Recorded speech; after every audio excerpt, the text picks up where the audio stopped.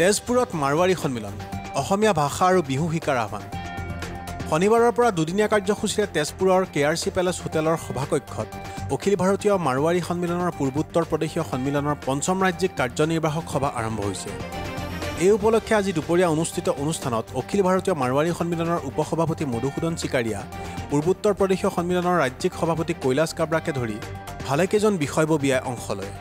বিশিষ্ট অতিথি হিচাপে অংশ লৈ তেজপুৰৰ দুগৰাকী সাহিত্য তথা সাংস্কৃতিক কৰ্মী শান্তনু বৰুৱা আৰু দেৱব্ৰত শৰ্মাই অসমত মাৰোৱাৰীসকলৰ অৱদানৰ বিষয়ে চমুকৈ বক্তব্য আগবঢ়াই বিভিন্ন বিষয়ৰ উল্লেখ কৰে। পূৰ্বোত্তৰ মাৰোৱাৰী সমাজৰ তেজপুৰ শাখাৰ সভাপতি সুনীল চাৰাফ, উষা কিৰণ টিব্ৰেলাইও বক্তব্য ৰাখে। ঘনশ্যাম সোমানীয়ে আঁত ধৰা সভাখনত সংগঠনটোৰ প্ৰান্তীয় অধ্যক্ষ কৈলাশ কাব্ৰাই মাৰোৱাৰী সন্মিলনৰ উদ্যোগত ৰাজ্যখনত বিহুৰ কৰ্মশালা আয়োজন কৰাৰ সিদ্ধান্ত গ্ৰহণৰ বিষয়ে প্ৰকাশ কৰি এই কৰ্মশালাত মাৰোৱাৰী যুৱক যুৱতী তথা শিশুসকলৰ অংশগ্ৰহণ কৰাটো নিশ্চিত কৰিবৰ বাবে অভিভাৱকসকললৈ আহ্বান জনায়। যে বিশ্বৰ ভিতৰত এটাই জাতি আছে যিটো জাতিৰ কোনো জাতীয় সংজ্ঞা নাই, অৰ্থাৎ ডেফিনেশ্যন নাই, হুইজ আছামিজ। এই যে ব্ৰিটিছসকল আহিল, এই ব্ৰিটিছসকল অহাৰ আগতে আমাৰ তেজপুৰত, মই অসমৰ কথা নকয়, 8টা ডাইনেষ্টিয়ে ৰুল কৰি দিছে। এটা আছিল ভৌম বংশ, নৰক। তাৰপিছত আহি গ'ল বৰ্মন ডাইনেষ্টি, ভাস্কৰ বৰ্মন। তাৰপিছত আহিল চাৰস্তম্ভ ডাইনেষ্টি, তেজপুৰত তেওঁলোকৰ বহুত অৱদান আছে, শিলালিপি আছে, তাম্ৰলিপি আছে, আৰ্যৰ বৰ্মা। তাৰপিছত আহিল পাল ডাইনেষ্টি। এই পাল ডাইনেষ্টি বেংগলৰ পাল ডাইনেষ্টিৰ লগত আমাৰ নিমিলে, বহুতে ভুল। পাল ডাইনেষ্টিৰ যিটো অৱদান আছে দ্বাদশ শতিকাত 12th century যিটো ইংগেজৰ দেৱালয়, এইবিলাক যিটো কালচাৰ, এই কোনেও আজি ক'ব নোৱাৰে যে এইটো মোৰ বস্তু। আমি যিসকলে নিজকে অসমীয়া বুলি কৈ আছোঁ, আমি আচলতে হয় ব্ৰাহ্মণ নহ'লে কোচ কলিতাত। আৰু সেইকাৰণে জ্যোতিপ্ৰসাদ আগৰৱালাদেৱে বৰ সুন্দৰ অসমীয়াৰ এটা ডেফিনেশ্যন দিছিল, মই আজি ক'ব খুজিছোঁ। তেওঁ কৈছিল যে মই অসমীয়া, মই খাচীয়া, মই জয়ন্তীয়া, দফলা, আৱৰকা, মই চিংফু ভৈয়ামৰ বুলি কণ বিজয় আহোম কছাৰী কোচৰ মেচৰ কুমাৰ, মই ৰাজবংশী ৰাভা, কপালত চলে শতকুম্ভ আভা, মই লালন চুতীয়া লুচাই বিকিৰ গাৰু, মিচিমে খামটি নগাংগামী বীৰ, বৰপতে পাহাৰে চলিছে উচ্চ সাম্য মৈত্ৰীৰ মই ৰনোৱা, চাহ বাগিচাৰ মই বনোৱা, ন অসমীয়া মৈমনসিঙীয়াত বনোৱা নেপালী নৃত্য কুশলী মণিপুৰীয়া। অৰ্থাৎ এই যে অসমৰ যিবিলাক জনগোষ্ঠী আছিল, জনজাতি আছিল, তেওঁৰ ক্ষুদ্ৰ ক্ষুদ্ৰ ভাগত বিভক্ত আছে। তাৰপিছত কোনোবা আহিল মাৰোৱাৰৰ পৰা, কোনোবা আহিল বেংগলৰ পৰা। আপোনালোকে জানি আচৰিত হ'ব যে আনন্দৰাম বৰুৱাক আমি গৰ্ব কৰোঁ, তেওঁৰ ককা দেউতাক দুৰ্গাচৰণ বসু বেংগলী কম্পিউটাৰ।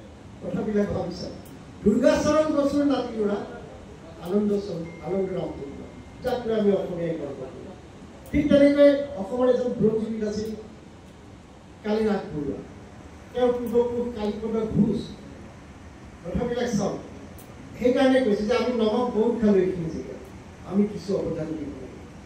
1826 খ্ৰীষ্টাব্দত ইয়াণ্ডাবু সন্ধি হ'ল, ব্ৰিটিছ আহি 1828 খ্ৰীষ্টাব্দত আপোনাৰ আমাৰ মহেশ সিং ৰায়, মেঘৰাজ বাহাদুৰে আহি ইয়াত গোলা এটা বনালে। গোলা মানে অসমীয়া ভাষা ডাঙৰ গেলামালৰ দোকান, আৰু সেইকাৰণে বৰগোলা চাৰিআলি হ'ল।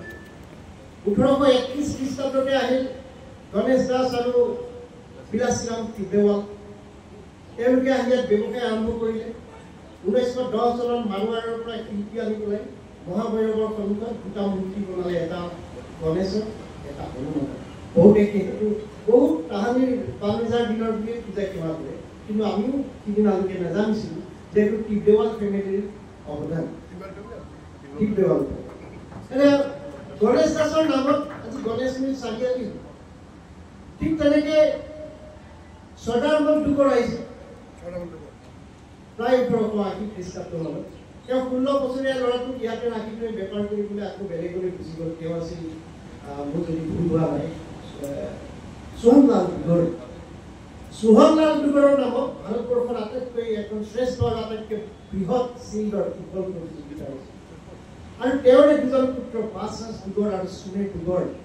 পাঁচৰাজ দুগড়ে বাম থিয়েটাৰৰ চিত্ৰপট ৰখাই দিছে, যিখন আমাৰ নটৰাজৰ প্ৰতীক থকা বাম থিয়েটাৰৰ যিখন পথ, সেইখন বাছ ৰাজবোৰৰ অৱদান আছে। এই যে অৱদানবিলাক এইবিলাক কথা মই আপোনালোকক এইকাৰণেই ক'ব খুজিছোঁ যে 1888 চনত কেইজনমান ল'ৰাই যেতিয়া কলকাতাত গৈ অসমীয়া সাহিত্য সংস্কৃতিৰ বিকাশৰ চিন্তা কৰিছিল সেইসকল কোন আছে? এইবাৰ তথাকথিত আমি যিটো অসমীয়া বুলি কওঁ আমি ভুল কৰোঁ। অসমীয়া ডেফিনেশ্যন এইকাৰণে মই কৈছোঁ যে 1844 খ্ৰীষ্টাব্দত আমাৰ হৰিবিলাস আগৰৱালাই কোনোবা জনে পাঠান এজনৰ পৰা এখন হাবিতলীয়া মাটি কিনি চাহ বাগান বনালে, তাতে 1903 চনত জ্যোতিপ্ৰসাদ জন্ম হয়। আৰু অসমৰ প্ৰথমখন বোলছবি কোনে বনালে? জ্যোতিপ্ৰসাদ আগৰৱালাই। প্ৰথমখন মেৰিট অফ চাৰ্টিফিকেট পোৱা, মেৰিট অফ প্ৰেচিডেণ্ট এৱাৰ্ড পোৱা তেওঁলোকৰ যিজন প্ৰডিউচাৰ আছিল ৰামকৃষ্ণ আগৰৱালাই। অসমৰ প্ৰথম চিনেমাখনৰ যিজন টেকনিচিয়ান আছিল তেওঁ আছিল সূৰ্যমল তিৱাৰীৰ পুতেক সুগা তিৱাৰী। এইবিলাক কোন আছে? সেইকাৰণে ক'ব খুজিছোঁ যে আপোনালোকে আমি মাৰোৱাৰী সমাজে হওক তথাকথিত অসমীয়া সমাজে হওক আমাৰ কৰিব লগা বহু কাম আছে। অন্ততঃ 100 বছৰ গৰকি যোৱা যিবিলাক অনুষ্ঠান প্ৰতিষ্ঠান আছে ইয়াৰ তাত জড়িত হোৱাটো দৰকাৰ।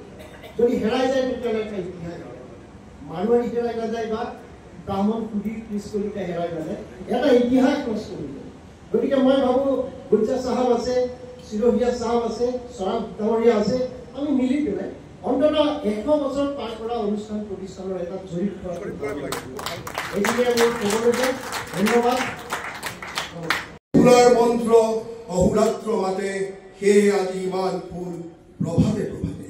আজি সুন্দৰ পুৱাৰ এই পৰিৱেশত মই নিজকে ইয়াত আপোনালোকৰ লগত জড়িত হ'বলৈ পাই গৌৰৱ অনুভৱ কৰিছোঁ। অসমীয়া সংস্কৃতি আৰু ৰাজস্থানৰ সংস্কৃতিৰ মাজত বহুত সাদৃশ্য আছে। ৰাজস্থানত বহু লোকগীত আছে, বহু লোক উৎসৱ পালন কৰা হয়। তেনেদৰে আমি অসমীয়াসকলেও বিহুকে ধৰি বহু লোকগীত লোক উৎসৱ আমি পালন কৰোঁ। আপোনালোকৰ যদি স্বদেশ প্ৰেমিক মহাৰাণা আছে, মহাৰাণা প্ৰতাপ সিংহ আছে, আমাৰ আছে লাচিত বৰফুকন। এয়া আমাৰ মাজত মিল আছে। আৰু আজি এই সুন্দৰ পৰিৱেশত আপোনালোকে এই ঐতিহাসিক চহৰ তেজপুৰত যি সন্মিলনৰ আয়োজন কৰিছে তাৰ কাৰণেও মই আপোনালোকক ধন্যবাদ জ্ঞাপন কৰিছোঁ।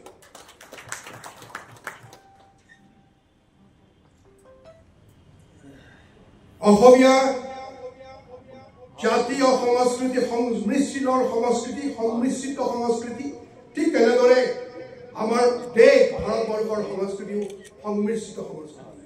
বিভিন্ন জাতি জনজাতি উপজাতি সম্প্ৰদায়ৰ নিজৰ মাজত যি সমন্বয়, সেই সমন্বয়ৰ আধাৰত জাতীয় সংস্কৃতি গঢ় লৈ উঠিছে।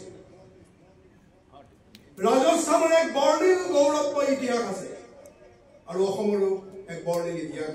আৰু আপোনালোকৰ ৰাজস্থানৰ মাৰৱাড় জিলাৰ যি মাৰৱাড়ীসকল তেওঁলোক যথেষ্ট পৰিশ্ৰমী আৰু ভাৰতবৰ্ষৰ অৰ্থনৈতিকত তেওঁলোকৰ অৱদানো যথেষ্টখিনি আছে।